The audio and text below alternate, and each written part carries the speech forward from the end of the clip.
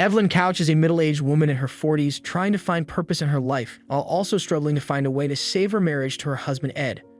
One day, the couple go to a nursing home in Alabama to visit Ed's Aunt Vesta.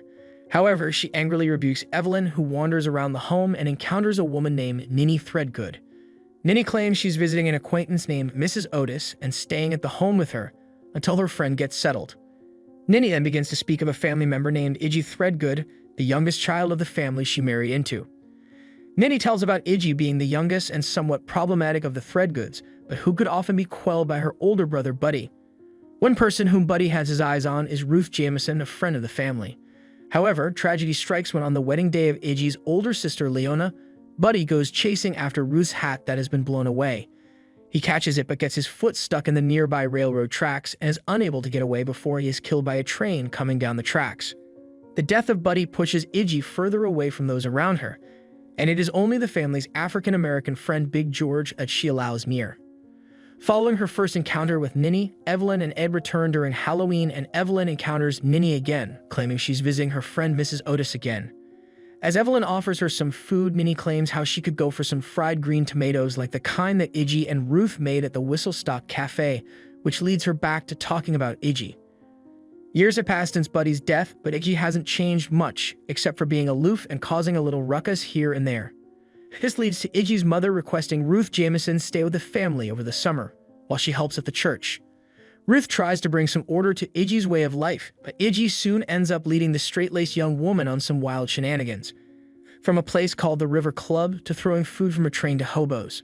Ruth is even surprised when Idgie procures her a fresh honeycomb from a beehive, proclaiming Idgie to be a bee charmer.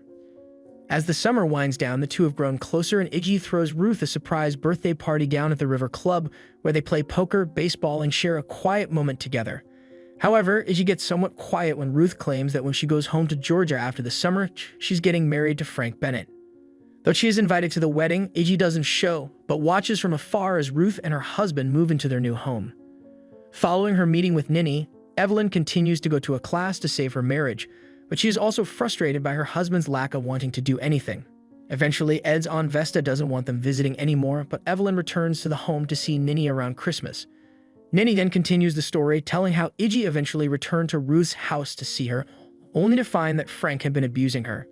Idgie wants to fight Frank, but Ruth requests that Idgie leave. Eventually, Idgie and her family receive word that Frank's mother has died, and Idgie, her brother Julian, and Big George accompany her to Georgia to liberate Ruth. Idgie soon learns her friend is pregnant, but they are unable to make a quick getaway before Pete shows up and tries to stop them. The group manages to get Ruth out, but not before Idgie tells Frank that she'll kill him if he touches Ruth again. As they ride off, Idgie triumphantly shouts, "Tawanda." Following this meeting, Evelyn suffers a drop in self-esteem when she is called a fat cow by a young man. Seeking solace from Ninny, Evelyn admits that she has an eating problem and just feels confused and on edge. Ninny claims she's just going through the change and recommends Evelyn take steps to change her life around. Talk then returns to Idgie, who is overjoyed when Ruth has her baby, whom she names Buddy Jr.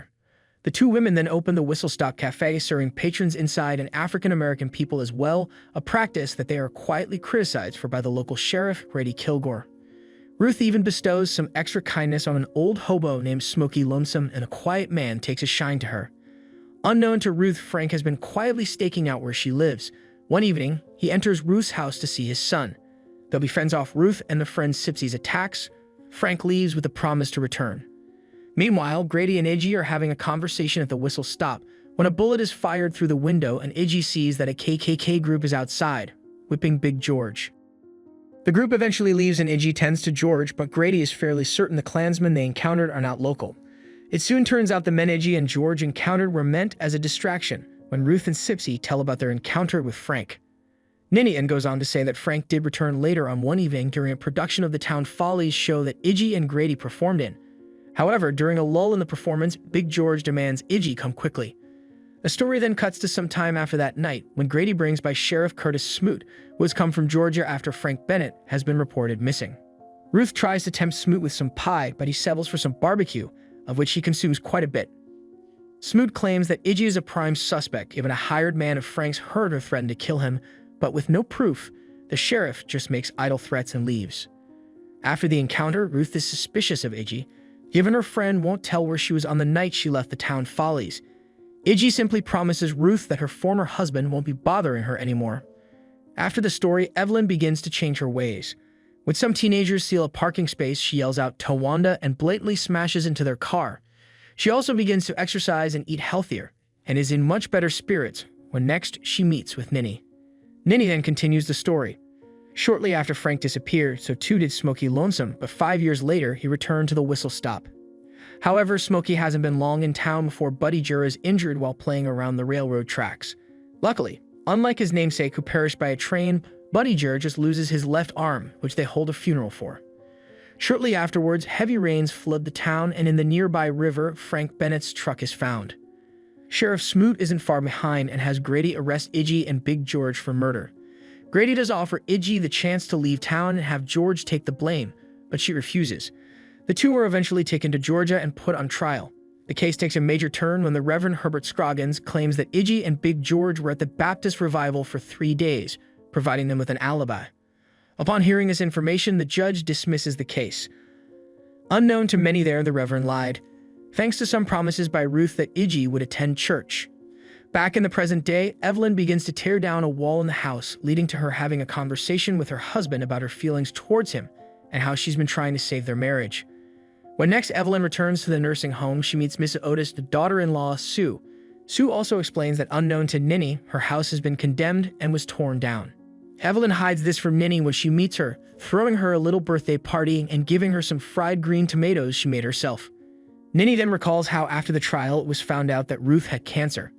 Idgie moved her to the family home and Sipsy watched over Ruth as she grew weaker.